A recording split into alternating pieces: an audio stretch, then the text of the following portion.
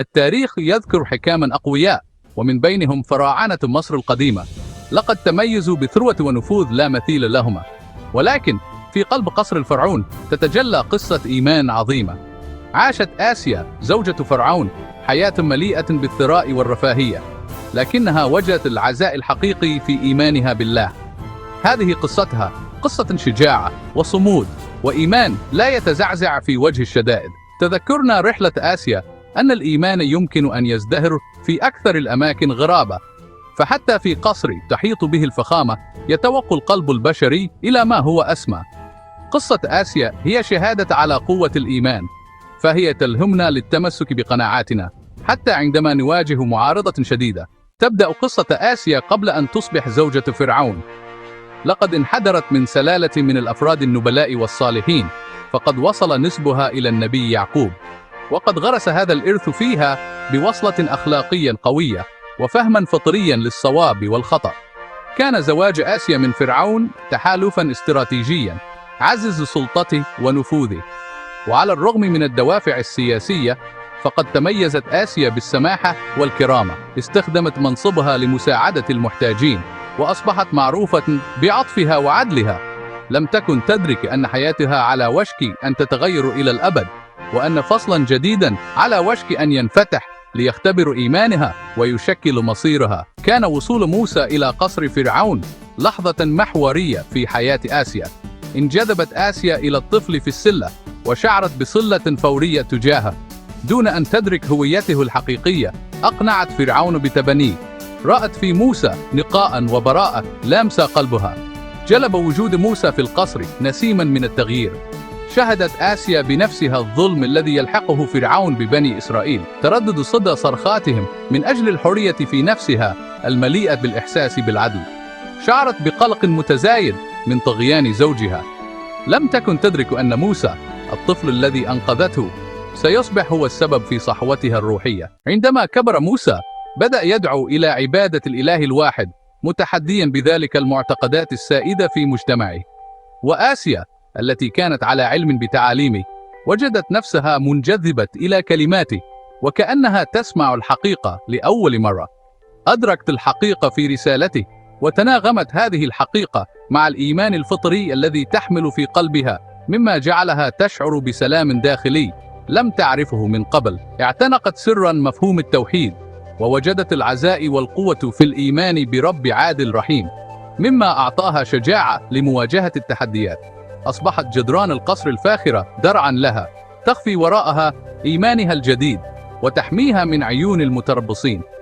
كان عليها أن تتجول في عالم خطير، فهي تعيش في قصر يسود فيه الكفر وعبادة الأصنام، مما جعل حياتها محفوفة بالمخاطر. لكن إيمانها بالله كان يزداد قوة يوما بعد يوم، مما منحها القوة لمواجهة كل الصعاب. تذكرنا قصة آسيا أن الإيمان هو رحلة شخصية عميقة، وأنه يتطلب أحيانا السرية والصمود في وجه الشدة، وأن القوة الحقيقية تأتي من الإيمان العميق. القسم الخامس: اكتشاف فرعون، بداية محنة آسيا. لم يبقى إيمان آسيا بالله سرا إلى الأبد. اكتشف فرعون إيمانها فاشتعل غضبه ولم يعرف حدودا. شعر بالخيانة من المرأة التي ظن أنه يعرفها. تحول القصر الذي كان رمزا للقوة والترف إلى سجن لآسيا. وليت أيام الراحة والهدوء، وأصبحت آسيا الآن تواجه غضب زوجها بأكمله. رفض فرعون الذي أعمته غروره وعجرفته الاعتراف بحقيقة معتقداتها. طالبها بالتخلي عن إيمانها، ووعدها بإعادتها إلى مجدها السابق إذا امتثلت. لكن آسيا رفضت خيانة ضميرها. كانت تعلم في قلبها أنه لا يوجد إلا إله واحد مستحق للعبادة. القسم السادس: إيمان لا يتزعزع. رفض آسيا التراجع. على الرغم من التهديدات وظلال العقاب المحدقة، إلا أن آسيا ظلت ثابتة. رفضت التخلي عن إيمانها. لم يكن إيمانها بالله مسألة مصلحة أو مكانة اجتماعية، بل كان جوهر كيانها. أغضبها رفضها للخضوع لمطالب فرعون. لقد استهان بقوة إيمانها، واعتقد أن التعذيب والتهديدات ستحطم روحها. لكن آسيا أثبتت أنها صلبة. كل محاولة لجعلها تتراجع زادت من عزمها. ظهر إيمانها الذي يختبر بالنار أقوى وأكثر إشراقا. القسم السابع: التعذيب والعذاب. محاولة فرعون القاسية لكسر روح آسيا. لجأ فرعون الذي أعمته نيران الغضب وحاجة مستميتة لفرض سلطته إلى قسوة لا يمكن تصورها. كان يعتقد أن القوة الوحشية هي السبيل الوحيد لإخضاع من يعارضه. أخضع آسيا لتعذيب مبرح، اعتقادا منه أنه بكسر جسدها سيكسر روحها ويجبرها على التخلي عن إيمانها. كان يظن أن الألم سيجعلها تستسلم، لكن إيمان آسيا لم يكن سهل الإطفاء.